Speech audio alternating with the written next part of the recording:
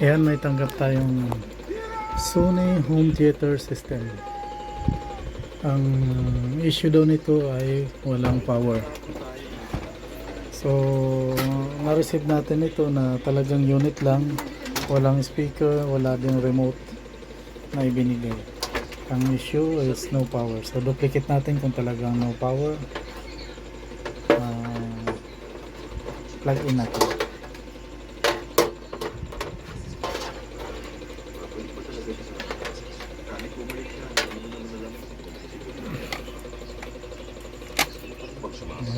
Plug in na natin. So, duplicate kung talagang walang power. Switch on. So, wala talagang power. So, power failure nga siya. Ayan, nung binuksan natin ang unit, ito yung tumambad sa atin. May born ang IC na 54331. So, palitan natin ang unit na to, ang component na to.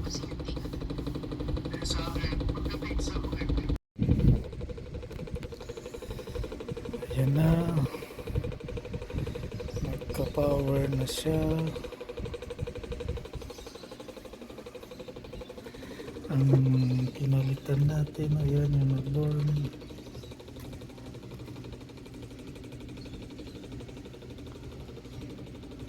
Dalawa ang nasira, yan, at saka yan yung may arrow sticker.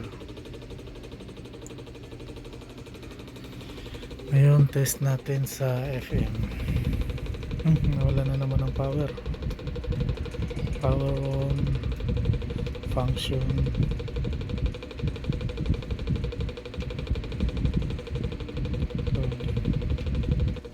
FM overload, standby, overload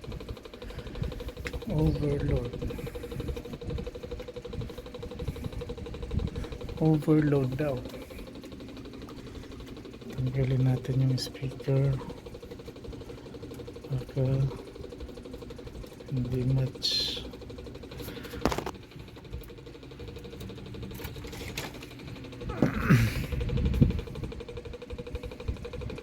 Power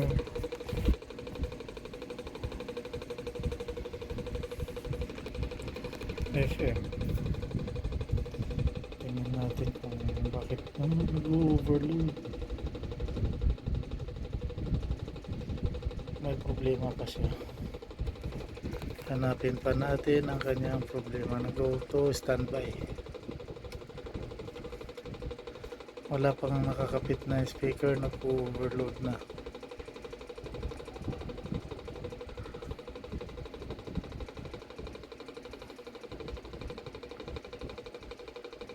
Standby. Ayan, may problema pa ang ating unit.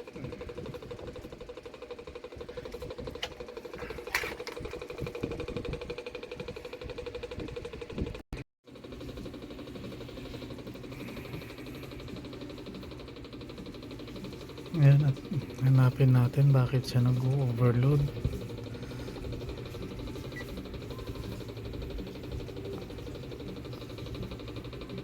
Good lang.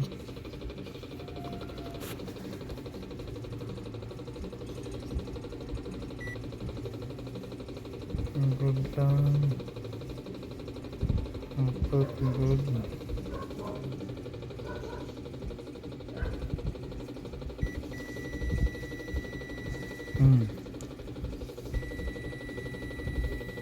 May leak ditong area. Ayan guys.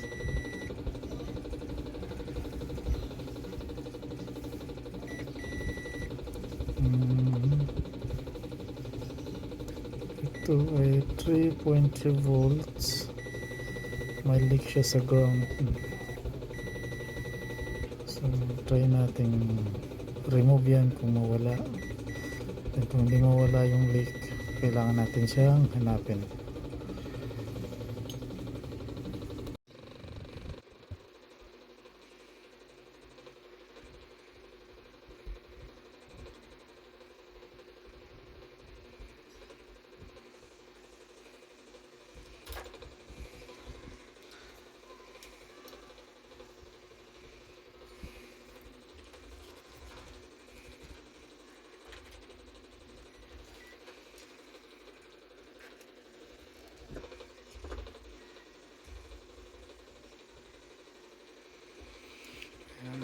Siguraduhin yan natin.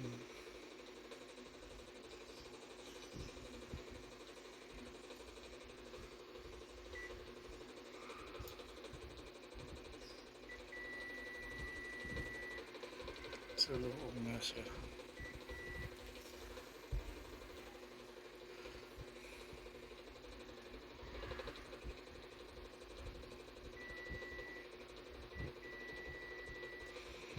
Loob itong area na to guys. Yung out niya good lang. Yung in, so remove natin ito. Ang problema kasi napapaikutan siya ng mga plastic. So pag in-turn natin yan, maboborn to. So siguro try muna natin tanggalin yung plastic para hindi natin ma-damage.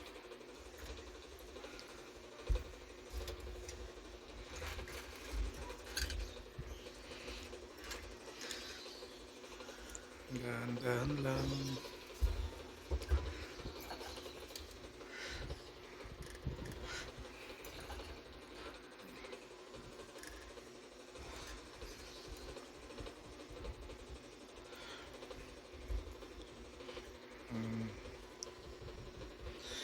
Pag gagawa kayo ng ganyan na medyo dikit sa mga hindi naman mga SMT na connector, remove nyo na lang. Pero huwag nyo lang kakalimutan ang kanyang polarity. Yan, dito siya nakaharap, ayan yung arrow niya. Remove lang muna natin yan. Ito din. Basta yung mga possible na mag-burn para maayos yung trabaho natin. Walang ibang mga madadamay.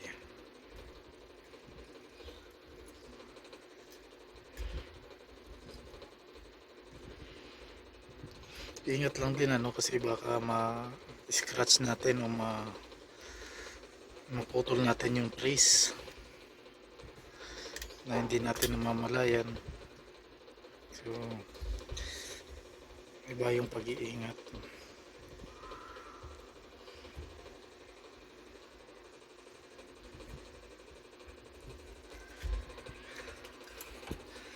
Nilalagyan ko pala ito ng binabasa ko siya ng IPA o isopropyl alcohol para o kahit thinner, lacquer thinner.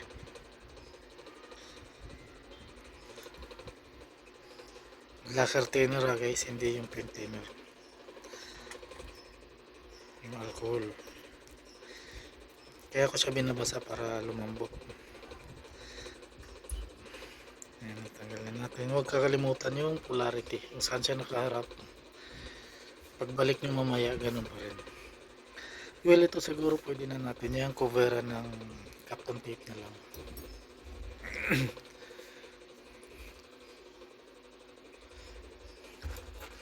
Para hindi siya maburn. Ililihis na rin natin sa kanya yung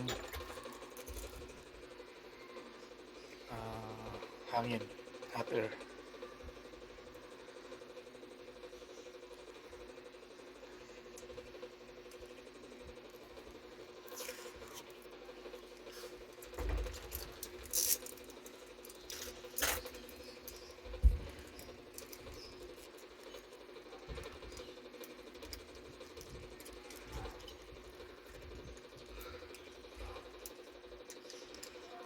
Isa sa kagandahan dito sa Kapton tape na to guys, kasi hindi siya naboborn kahit mainit. Kaya ginagamit siyang pangharang. Tape lang siya pero high temperature.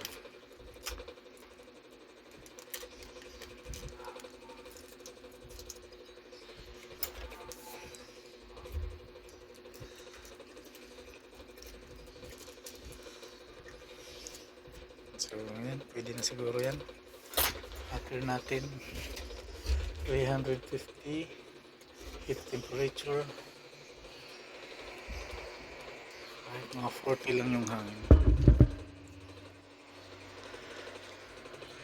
At huwag kakalimutan maglagay ng flux para mas mabilis malusaw ang kanyang lid.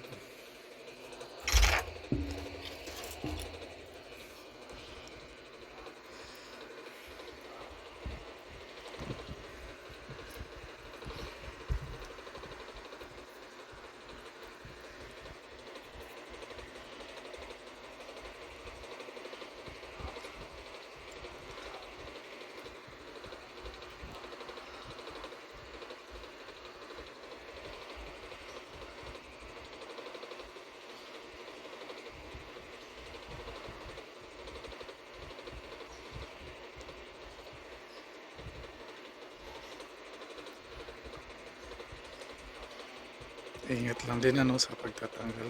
Pag matigas pa, huwag persayan kasi pwede siyang ma-lifted pad. Pag na-lifted pad, mas malaking problema. Ayan. Pag gumalaw na, saka naman yun na siya iangat.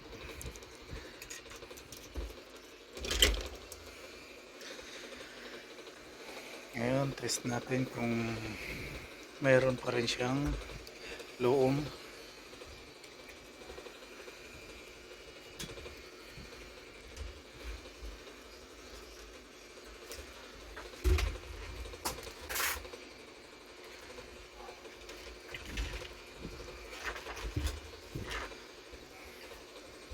Sana naman ay wala na para hindi na tayo maghanap pa ng maraming component.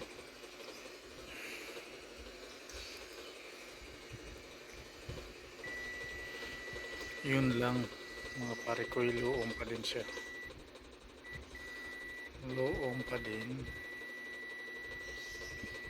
So hahanapin natin kung saan.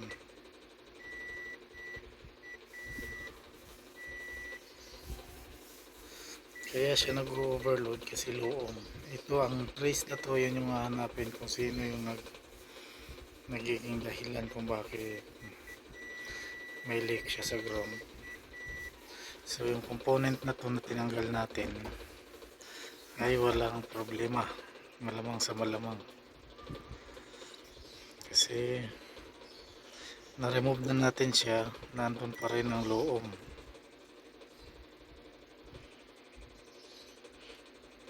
So good lang siya, no?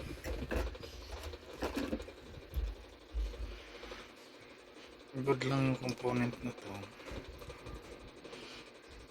So, ibabalik lang natin to mula sa kanyang problema. Sa ngayon, ititrace pa natin kung saan nanggagaling. Dito natin siya natusukan. Itong trace na to ang babaybayin natin kung saan siya papunta, kung anong mga component yung kanyang mga dinaanan, din kung alin ang salarin, yun yung kailangan natin matukoy. So mamaya pakita ko sa inyo once na mahanap ko na.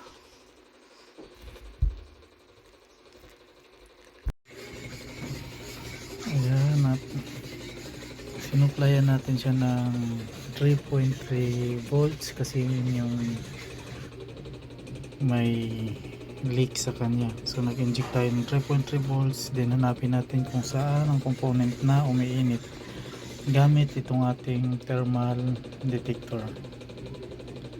So dapat may iinit na component dyan kung saan yung may leak sa ground. So ayan, nakikita ko yan ang isa sa component na umiinit. Anong component yan?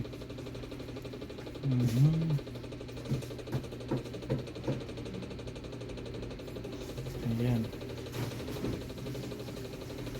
kapain niya natin. Umiinit nga siya. Napatay ng iba.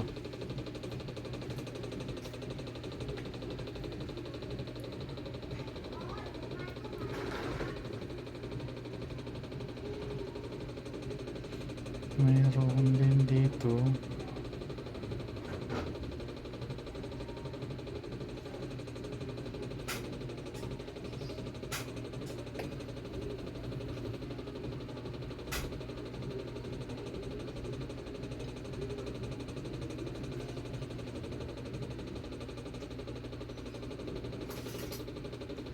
So ito 3.3 din to, pero hindi siya ganun kainit. So yung mga related sa 3.3 yun yung i-check natin, yung mga umiinit. Ito rin may nainit din dito. Ano ba tong component ito? I-check natin yan.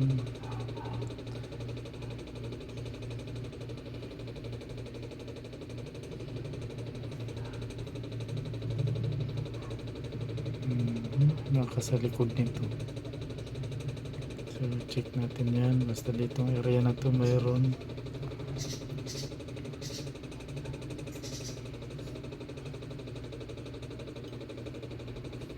Itong IC na to.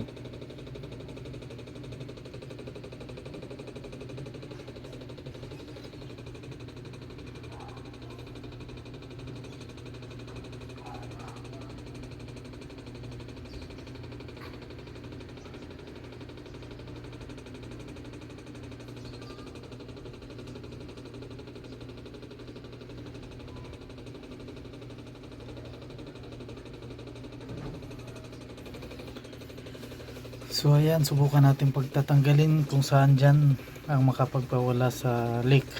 Pag nawala yung leak, after natin siyang tanggalin, siya yung salarin. So ganun lang kasimple ang pag-trace. Actually hindi siya simple, nakakauhaw siya eh.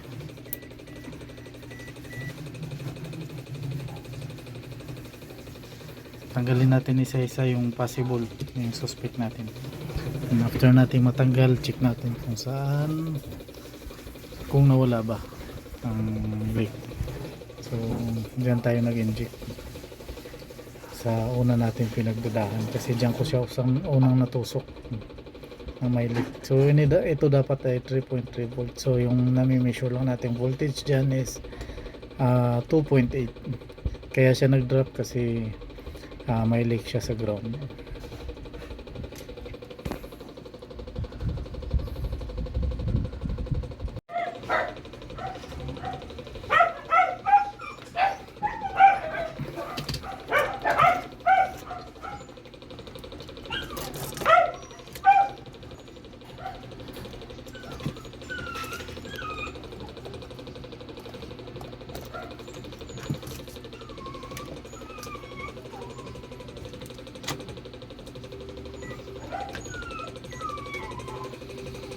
So ayan, ano,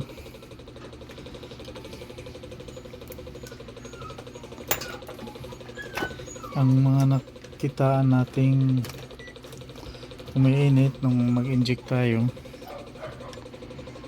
Nag-inject ako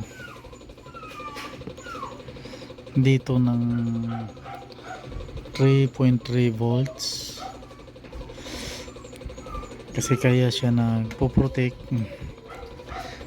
nag-overload kasi may itong trace na to, may short to ground o leak to ground. Yun yung na-measure natin. So hanapin natin ngayon, remove natin to, so good lang naman siya, so hindi sa kanya yung problema. Then nag-thermal tayo. Ang nakitaan nating umiinit is ito, pero mas mainit ito, itong kanyang Logic IC, Xerox Logic IC, mas umiinit siya. Tapos ito, dalawa yung nakita kong umiinit. So ngayon simulan nating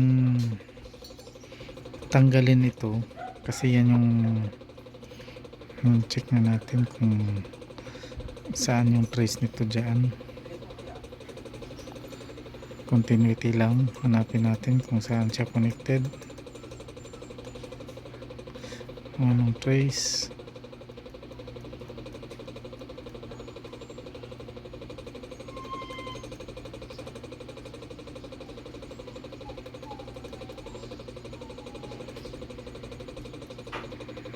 Hmm? Parang wala tayong nakitang pinasukan, no? Ah, kawag pala to. Naka-AC. So, punta tayo sa continuity. Buzzer tayo para mabilis natin makita. So, ayan ano. 23 ohms. So, hindi siya directed pa. So, may dinaanan siya mga filter. Hindi direktang pumasok. 24 ohms.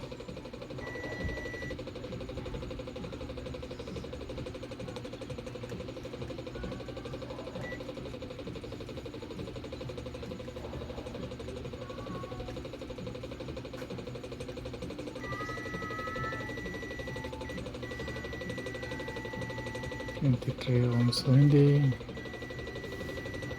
rektang pumasok dito. Dito direktang pumasok, o isang line lang sila dito manggaling dito sa part na to. Ayan, itong pin number 1, pin number 2, hindi to number 2, ikadalawa manggaling dito sa burner.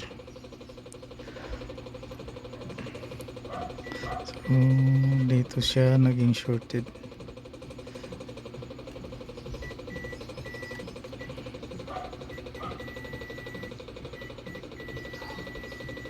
Pansin nyo itong capacitor na to.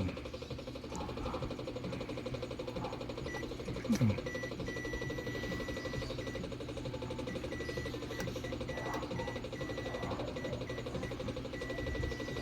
Ayan, low ohm siya. So subukan natin i-remove ito kung matanggal natin ang short. So kailangan natin mahanap ang short para maging okay na siya ulit. Okay, let's go.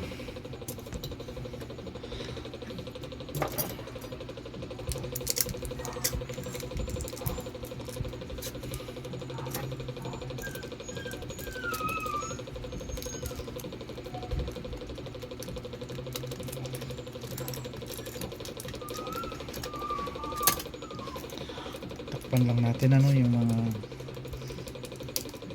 sensitive sa mainit.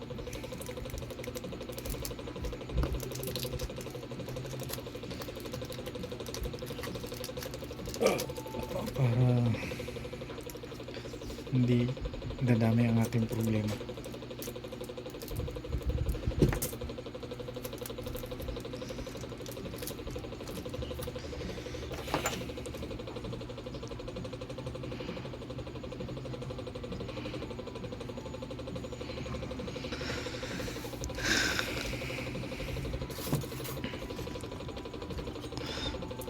Logic IC.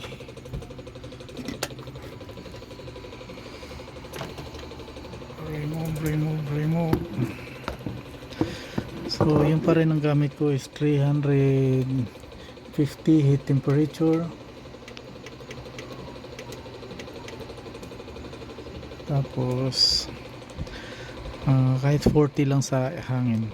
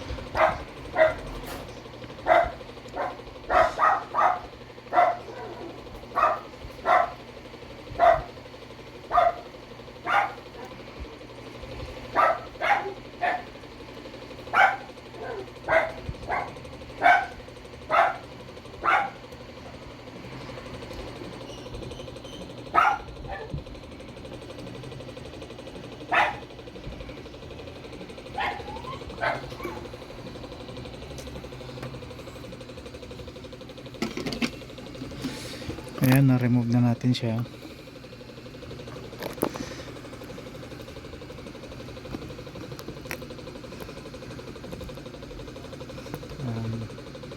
Napansin nyo mayroong nag-bridge na pad. So tanggalin muna natin yan, tapos saka natin siya tusukin. Apply ng konting flux. Then remove natin yan.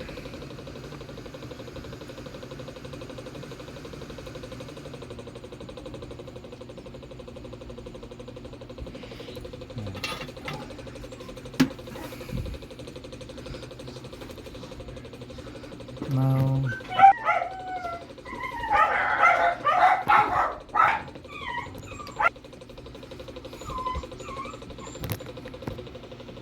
measure natin kung nawala ba ang short or leak sa ground. So dito na lang din ako tutusok ulit kasi dito ko naman siya unang na-trace. Ayun, nawala siya.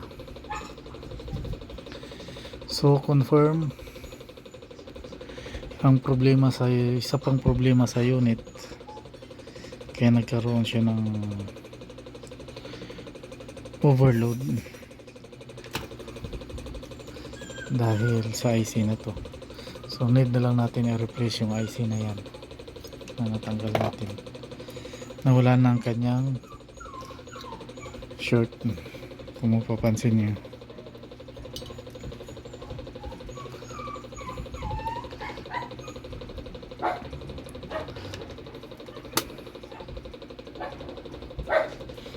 Ayan, kanina loom siya.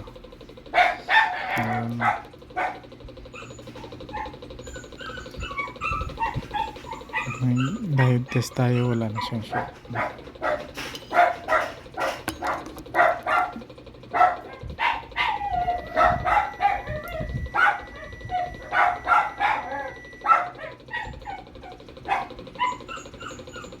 Good na siya mga kababayan. So replace na lang natin yan. So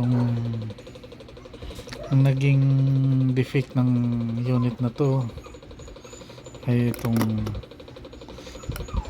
una, nakita natin ng burn to, nawalan siya ng power bigla, nakita natin ng burn to, and after natin ma-replace may leak yung kanyang 5 volts. So yung leak ng kanyang 5 volts dito natin siya na settle. Pinalitan natin itong resistor na, transistor na to. Ito yung salarin, kaya nagkaroon ng leak ng kanyang 5 volts. So nagka-power na siya. After niya magka-power, mapalitan tong dalawang component, nag-auto shutdown naman siya. Overload ang kanyang error na nakalagay doon. So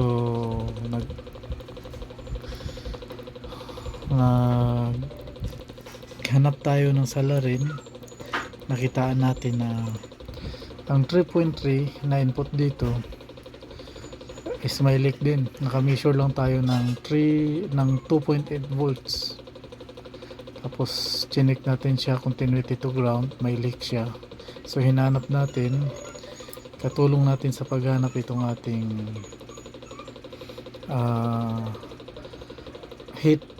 thermal heat imager. So nakita natin na yung mga umiinit na component is itong IC na to, tsaka ito, pero mas more yung init dito. So chinik natin yung connection nito, yung 3.3 volts, ito yung kanyang input sa pangalawa.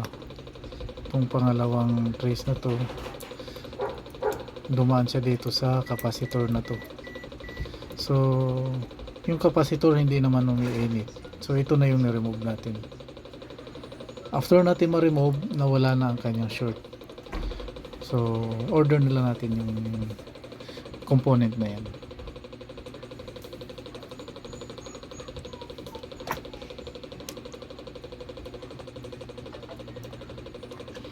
Ito siya.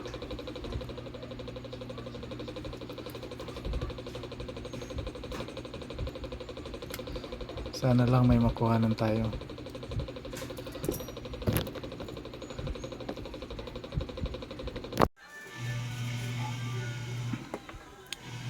Ayan, babalik tayo. May nakita akong donor board. Parehas sila ng pyesa. Bali, Logic C5 5346, CS 5346. So, subukan natin ito. Medyo tinignan ko kasi sa shelves online, wala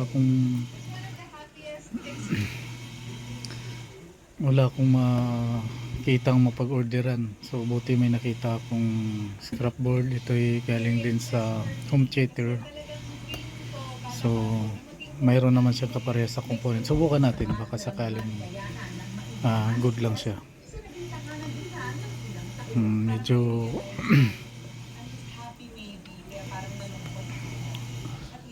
mahirap umorder ng ganitong component kasi kahit sa Shopee wala. So sa online may nakita ako nasa 600 something, pero hindi sa Shopee, di pa ako nakapag-order sa ganong site. Kaya naghanap na lang muna ako dito sa mga scrap natin. So butit may nakita. Medyo nakakauhaw nga lang sa paghahanap. Sana gumana. Tanggalin muna natin.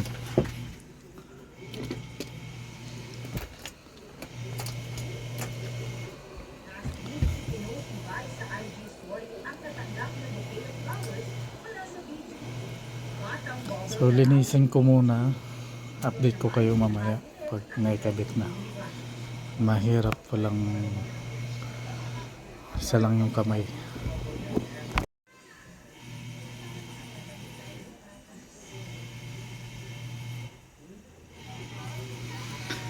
Yan, butit may nakuha tayong donor board. Linisan lang. Linisin lang natin. Tapos kabit. Mahirap. Nahulog pa. Ayan.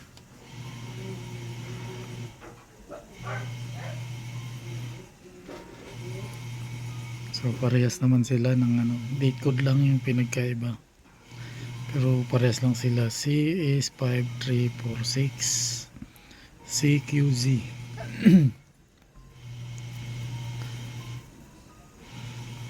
Sana gumana, no? Para wala rin kasi siyang mabilhan sa Shopee. Sa Lazada wala rin. Sa Google may nakita ako, pero iba yung site. Never pa ako napag-order sa ganun. Ito pala, state, sundin lang natin yung kanyang, meron naman siyang polarity guide, orientation. Hindi pala polarity, orientation. May orientation naman siya, susundin lang natin yung dot. Tsaka yan, yung itong dot at tsaka itong dot.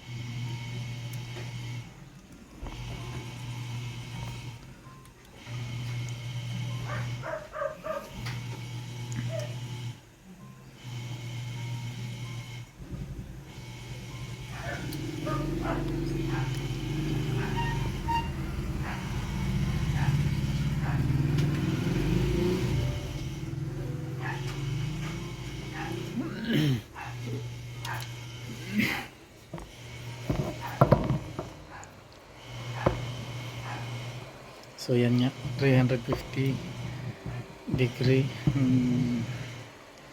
Init pa rin natin. Tapos 40 yung hangin.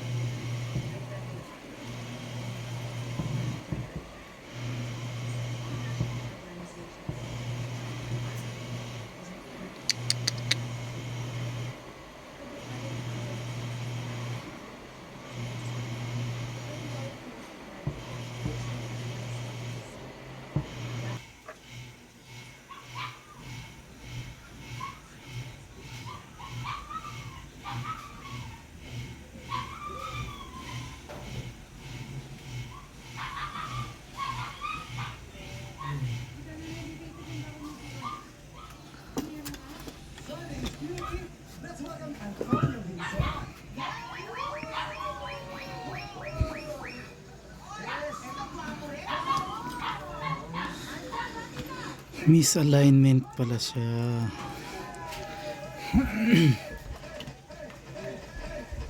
Para lalo ma-excite ang mga tiktropa, simulan na natin ang bigyan ng blessings. Today maglalaro tayo.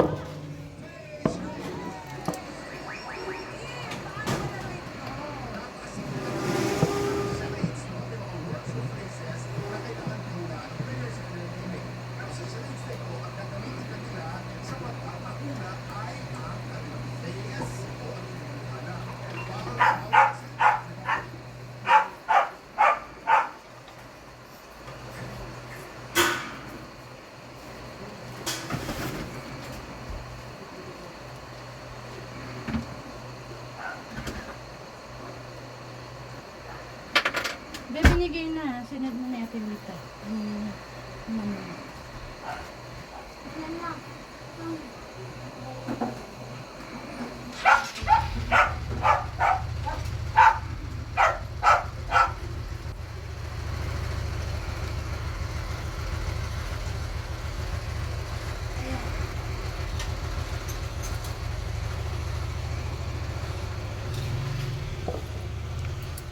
So ayan, sana okay na siya. Ang alignment.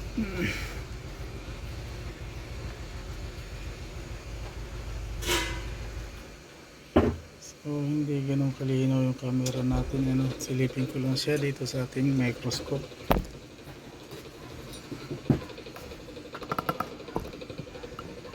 Kaya mo yan, kakita.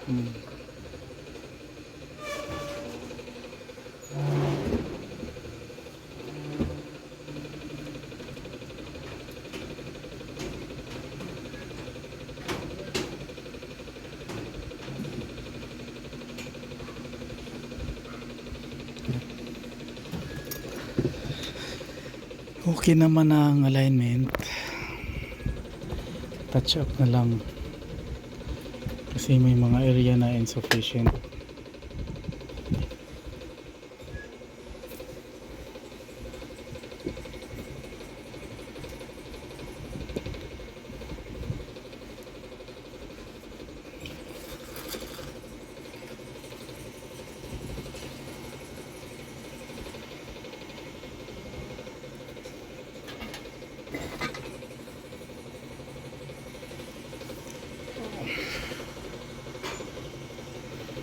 Be, pasundo na daw.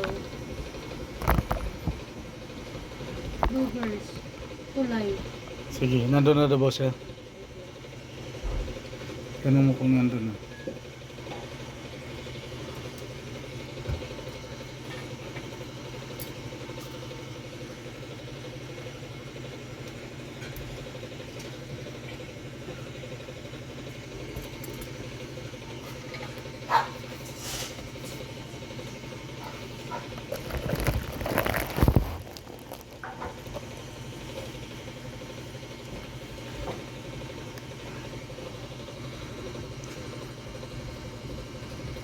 Nandito na daw siya. Sige, pupunta na ako.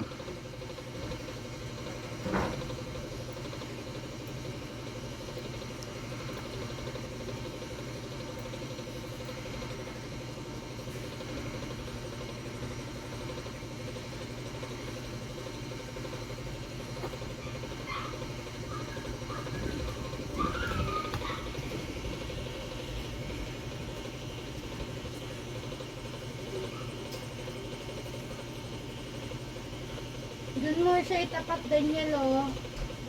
Huwag mo doon itapat sa tubig.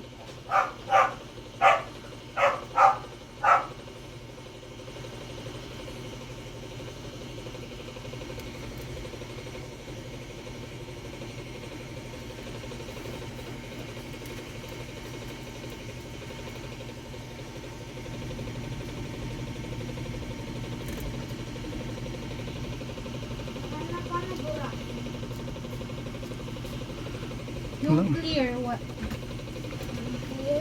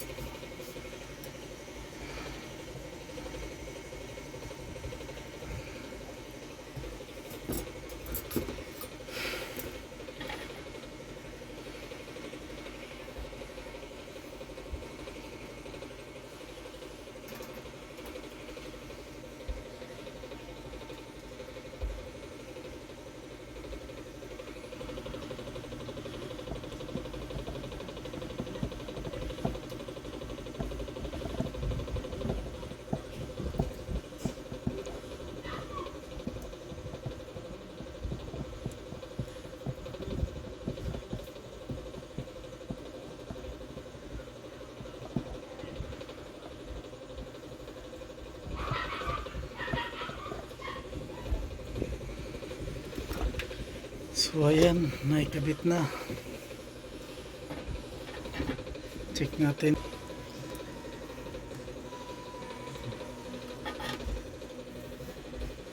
Ano oras na ba? 8:20 na.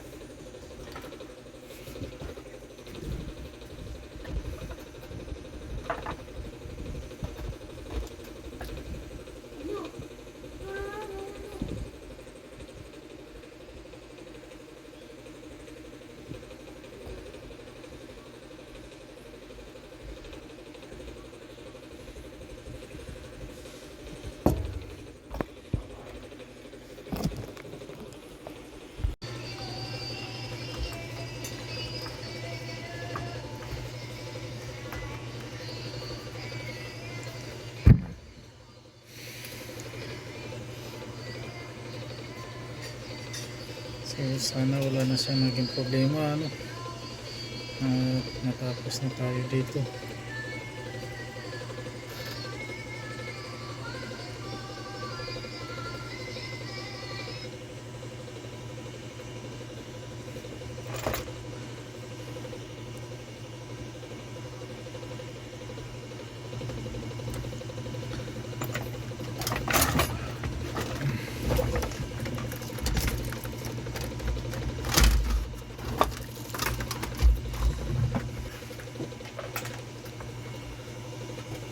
Ay.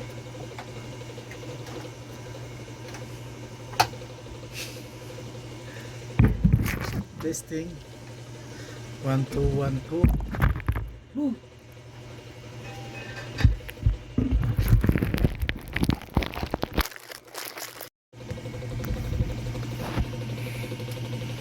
Testing 1 2 1 2. Power on. Ayun, naghilo na. Sana hindi na siya mamatay, hindi na mag-overload. No disk.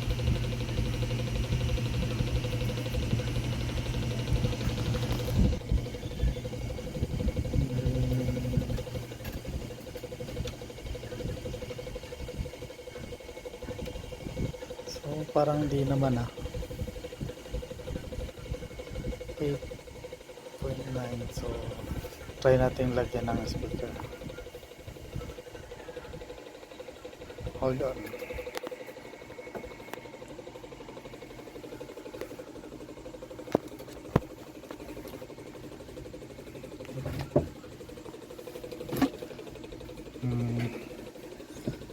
So tumagal na, hindi na siya namatay. So power off muna natin at magkabit tayo ng mga speaker. Standby. Goods, sana goods na siya. So ayan, may nakabit tayong speaker. Subukan lang natin kung tutunog. Kabit natin yung antenna ng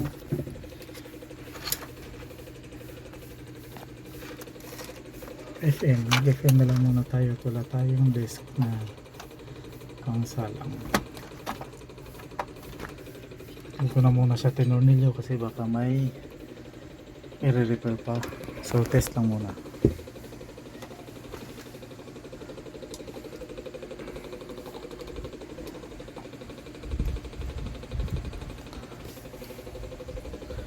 Power on. So ayan, nag-power on. Sana po ay wala nang maging problema na sa FM mode. Volume.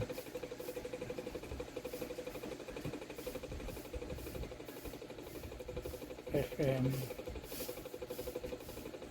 So wala siyang sounds.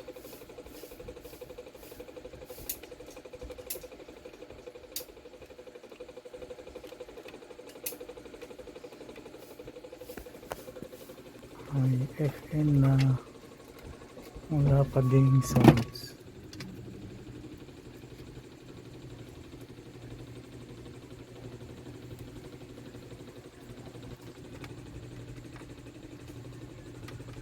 Tama naman ang ating kunik.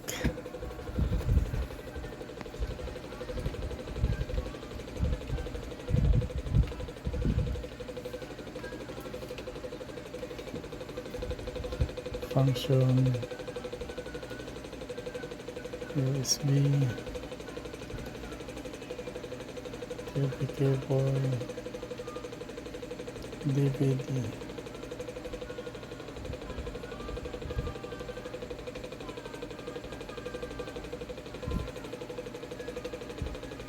FM. So FM dapat may sounds na to. Ayun, meron. May naririnig tayo. Wala lang antena. So wala sa atin yung remote, di tayo makapag-channeling.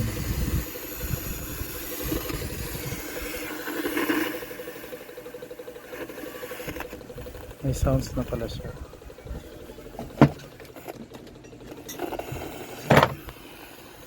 May sounds na siya, wala lang masagap na stasyon siguro sa antena.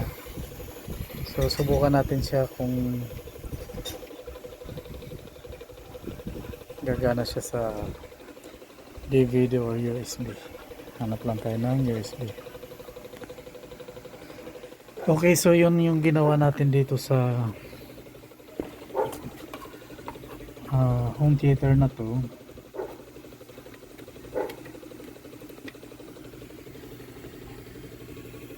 Pinalitan natin ito ng bago. Itong transistor niya, magnanapan natin siya. May nakahuya naman tayo. At saka itong kanyang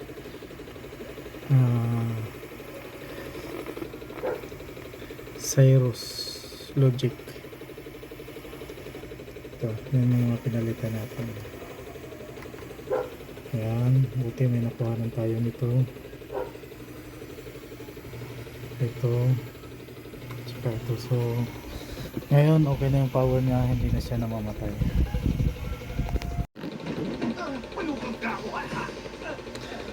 Ayan, repair natin yung power, kaso test sana natin siya sa USB kasi wala tayong disk na pang test. Wala tayong DVD o kahit CD man lang. So gusto ko siyang i-test gamit yung USB na mayroon ako dito. Kahit iba-ibang USB gamit ko, pero good naman tong USB na to. Wala pa rin siya, no USB. Yung palitan ko ng ibang USB, no USB pa rin. So may iba pa siyang sira. So let's find out. Pag ganitong issue, mag voltage checking tayo. Siyempre USB yung nawawala, hindi siya ma-detect. So check natin yung supply sa USB kung mayroon.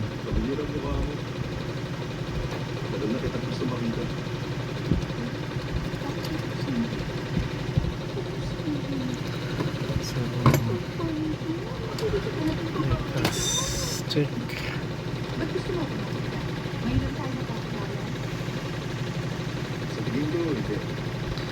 USB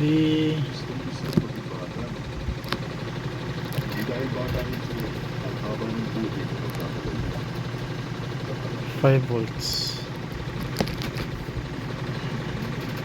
So yun lang para makita ninyo. Tutusukin natin yung 5 volts. Ito yung 5 volts. Check natin kung may 5 volts. So negative.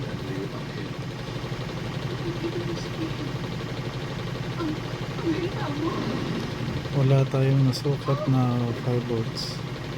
So pag ganitong issue, no, kasi marami siyang dinaan ng component, na ang ginagawa ko dito is nagja-jumper na lang ako. So supplyan na lang natin siya ng 5 volts. Okay, tignan natin.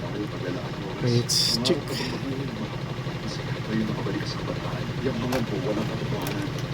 Supplyan natin siya ng 5 volts.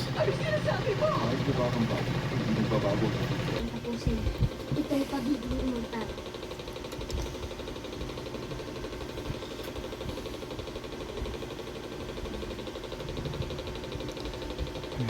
Pistado ka na.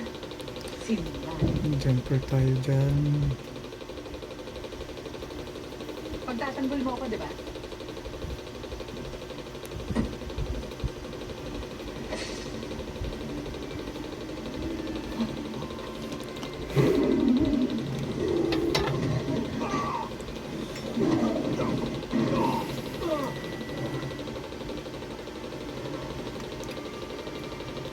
Gumagaling So dito na lang natin siya Hindi ka mamamatay kahit ikabit. pilitan ka.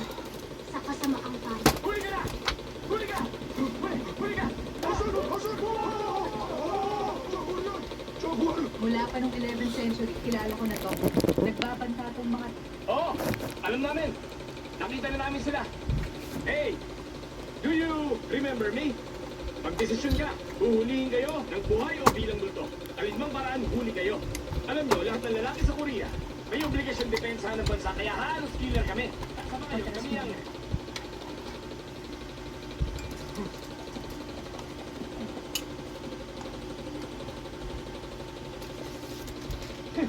Kita mo na. Puro bagang buntot. Ay, naku talaga. Wala yung mga yan eh. Ayos na kayo? Ha? Duda kami sa mga yun, kaya binabantayan namin at sinusundan ka nila. Alam mo ba yon? Ha? Ang mas seryosong issue, isa sa kanila nawawala araw-araw. Ibig sabihin may isang namamatay sa kanila araw-araw. Mr. Pat, Oh, may hihingin akong pabor. Sige, medyo kakaiba pakinggan. Pero pumasok kayong lahat sa kakaibang mundong to.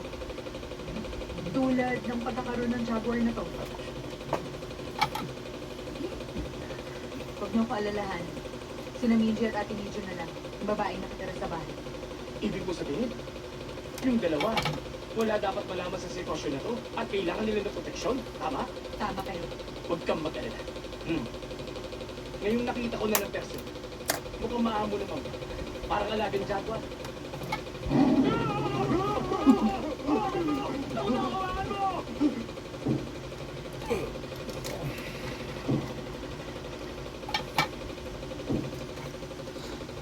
Ito pinalitan natin to kasi shorted siya sa ground. Ito yung 5 volts. So tingin ko siya yung nagsusupply ng 5 volts papunta dito sa USB. Kaso yung ina-out niya dito nagiging 3 volts lang. So tingin ko yung nakahoy kong component kasi hindi magkaparehas ng top mark Sa naging kaibigan, is hindi enough. So ang gagawin natin, ang desisyon mo na manual na lang natin siyang nalagay. Direct na natin siya sa 5 volts.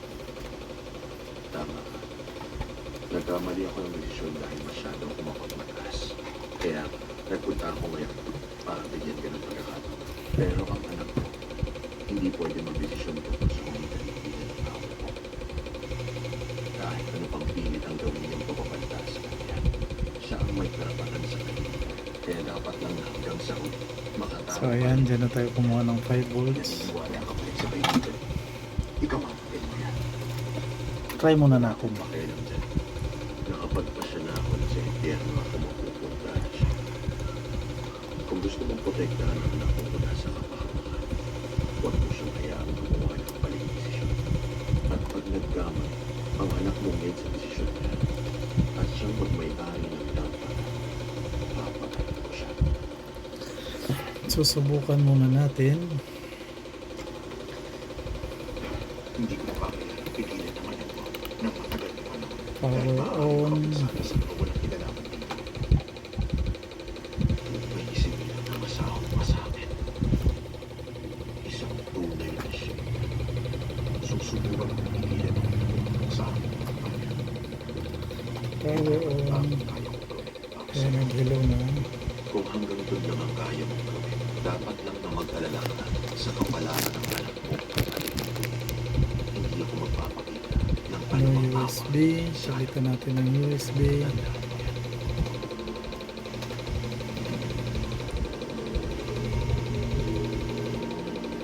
No data. Ayun, na-detect na ang ating USB mga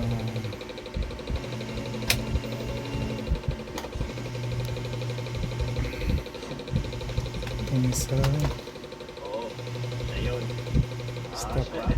Nakita ko kanina. So, na-detect na. Tignan na lang natin kung anong laman itong USB. At least kahit pa paano na-detect na ang ating USB. Stop. Itong isa.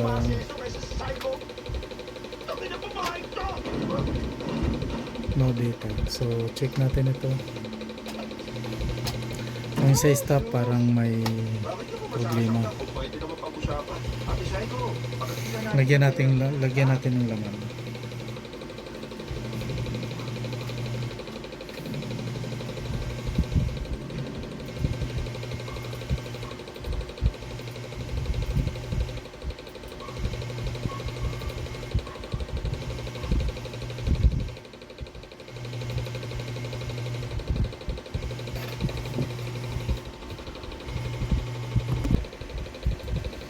So ayan, nalaman na natin.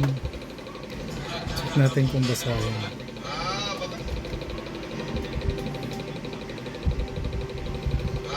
Stop play.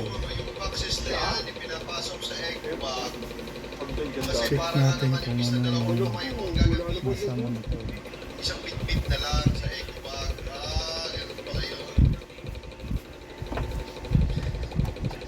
Alam ko, yan ang gagawin nilang dahilan eh. Kaya makaiwas sa sakit si Dami at ang buong pamilya. Dapat tuloy-tuloy ang protection. Lysol. It kills over 100 illness-causing germs on 100 surfaces. So, Protection. ayan, nabasa na siya. Baka naman siguro. Ang problema is wala tayong remote para ma-play. Hindi natin siya maibaba. Wala tayong remote. Volume. So, kailangan natin dito is remote. So, dahil wala tayong remote, importante working na siya. Hindi na natin din siya matest. Kasi yun lang yung way natin. Test pala natin siya sa FM.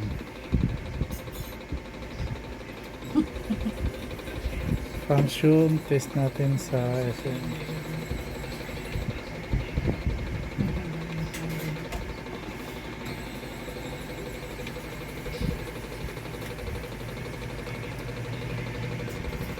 Yung FM, di rin tayo makapag-select ng channel. Natin na natin kung ating USB. Pero ayan, may sound siya. Ang problema, di tayo makapag-select ng channel. Kasi wala tayong remote. So, goods na siya so far. Yun yung ginawa natin. Nawalan siya ng power.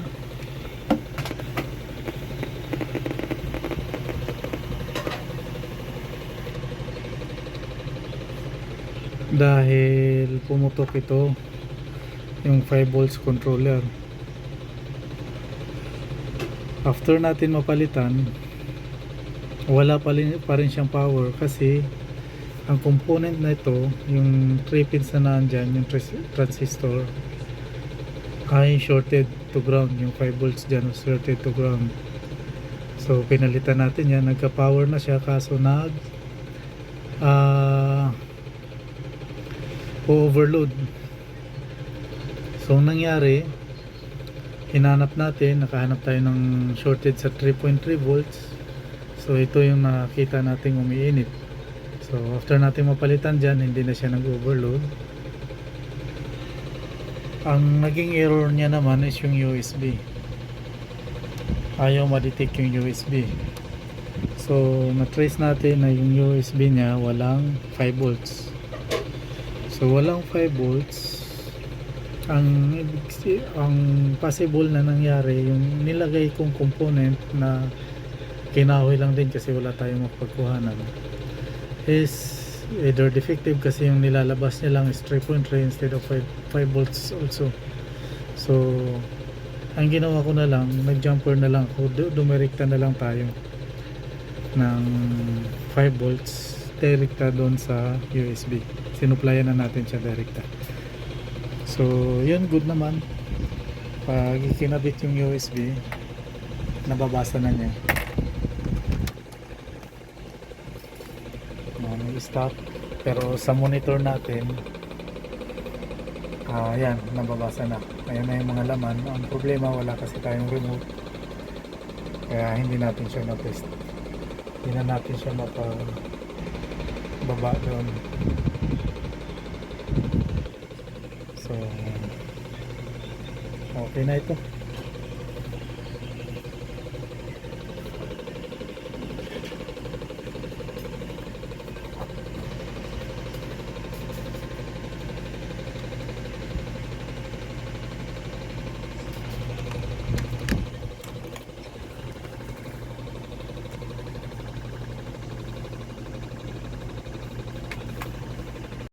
May dadagdag ko lang pala, no?